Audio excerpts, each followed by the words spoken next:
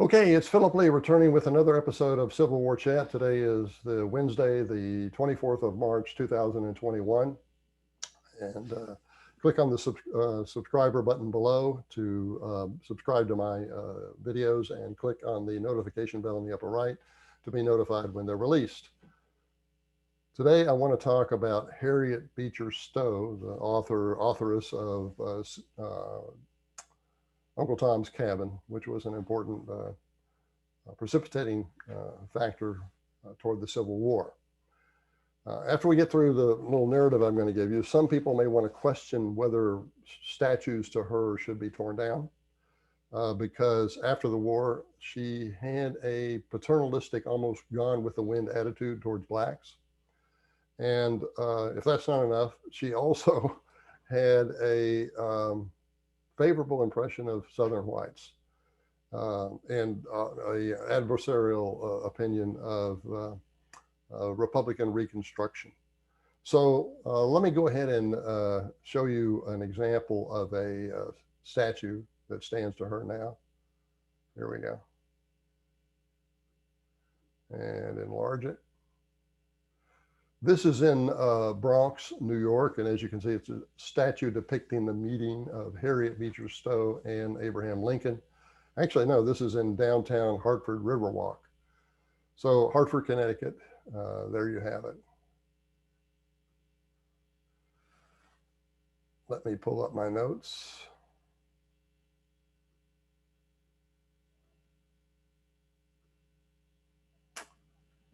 Two years after the 1851 release of Uncle Tom's Cabin, author Harriet Beecher Stowe moved from Ohio to Connecticut. Notwithstanding her newly created wealth and status, she rejected a proposal by Black abolitionist Frederick Douglass to aid in building a Black vocational school in New Haven. She explained her objection in a letter to white abolitionist Wendell Phillips.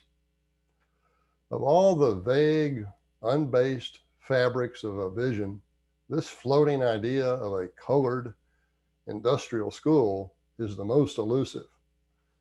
If Black people want one, why don't they have one? Many men among the colored people are richer than I am and better able to help in such an object. Will they ever learn to walk? While it is debatable that many colored men were richer than Stowe, particularly after that popular novel, Alabamans should be credited with the original $2,000 funding for Booker T. Washington's Tuskegee Institute in 1881, when the impoverished state was controlled by Southern whites of the post-carpetbagger era. So here it is. They set up the Tuskegee Institute when they were impoverished, and Harriet Beecher Stowe didn't give any money to Frederick Douglass to do that in Connecticut. So all these evil white Southerners got together and did something that was good for the blacks and is still lasting to this day, 2021, the Tuskegee Institute. 2 years after the Civil War ended, Stowe moved to Florida in 1867 to a cotton plantation on the St. Johns River that she had given her son $10,000 to lease in 1866. Although the venture quickly failed, it provided Harriet firsthand observations of plantation life and Black workers. She really didn't have any experience prior to this. Her book is almost entirely fiction in terms of what she really knew about plantation life. She wrote in her 1872 book, Palmetto Leaves, quote, "As a class, Blacks are more obedient, better natured, more joyous, and easily satisfied than whites," close quote. Blacks, she fooled herself, enjoyed toiling in the hot Florida sun. Her summation evokes a gone with the wind narrative. Quote, "The thermostat these 3 days past has risen to over 90 every day.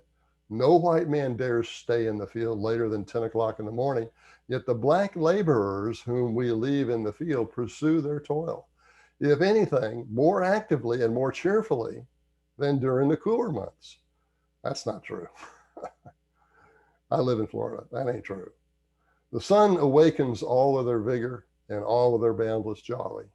A gang of Negroes, great, brawny, muscular fellows, seem to make a perfect frolic of the job, which would have threatened sunstroke to any white man. Those who understand and know how to treat the Negroes seldom have reason to complain of their ingratitude. But it is said by Northern men who come down with Northern habits of labor that the Negro is inefficient as a laborer.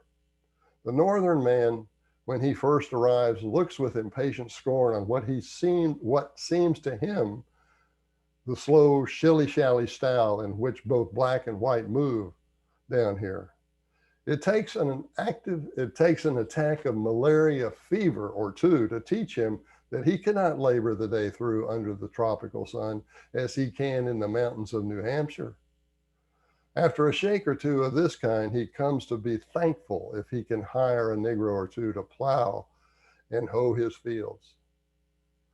Stowe did not think that black children were fit for anything more than the most practical education. Now, to be sure, she attributes much of the black child's indifferent attitude toward learning as a legacy of dependence linked to slave culture. Although the adults wanted so-called book learning, it was too hard for them. Unfortunately, they did not sufficiently motivate their children. So let me quote Harriet Beecher Stowe. The teaching in the common schools ought to be largely industrial and do what it can to prepare the children to get a living by doing something well. Practical sewing, cutting, and fitting for girls and the general principles of agriculture for boys might be taught with advantage. Now, she's speaking of blacks here. Although her son and his partners only harvested 2 bales of cotton at the end of the plantation's growing season, Harriet purchased an orange grove on the east bank of the St. Johns River, where she lived during the winter season until 1884.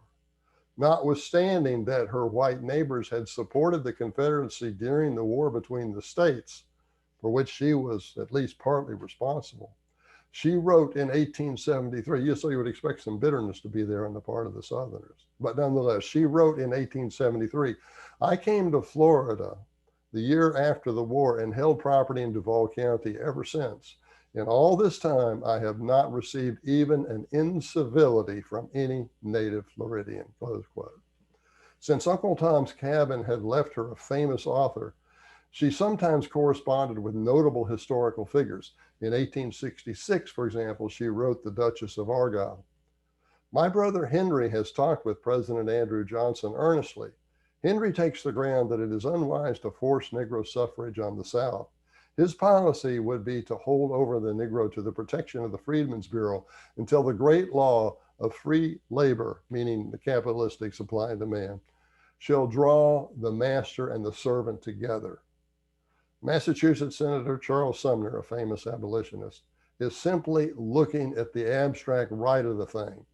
Henry looks at the actual probabilities.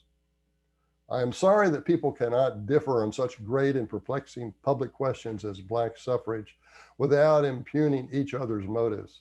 I think our President Andrew Johnson is much injured by the abuse that is heaped on him and the selfish and unworthy motives that are ascribed to him by those who seem determined to allow nobody an honest, unselfish difference in judgment from their own. While her writings indicate that the postbellum Harriet Beecher Stowe had a good heart, 2 points stand out. First, she had a gone with the wind attitude toward the black man's physical constitution and also the black woman's. Second, she often felt that radical Republicans that imposed the carpetbag regimes on the South had woefully distorted expectations for both Southern blacks and whites. They chiefly coveted the temporary political power that black suffrage and Confederate disfranchisement could provide until the organically Republican territories of the West could be admitted into statehood. And I've said before, the first 11 states that came into the Union after the start of the Civil War Each one of them came into the Union with two Republican senators. That's a total of 22 senators. So they didn't need the carpetbag regimes after they got that strategy rolling. Okay, I guess that nearly concludes it. What I would like to say is if you want to learn more about this, I recommend my book, uh, Southern Reconstruction. Southern Reconstruction is the title. I'm the author, Philip Lee. You can email me, PHIL_Lee, LEIGH at me.com.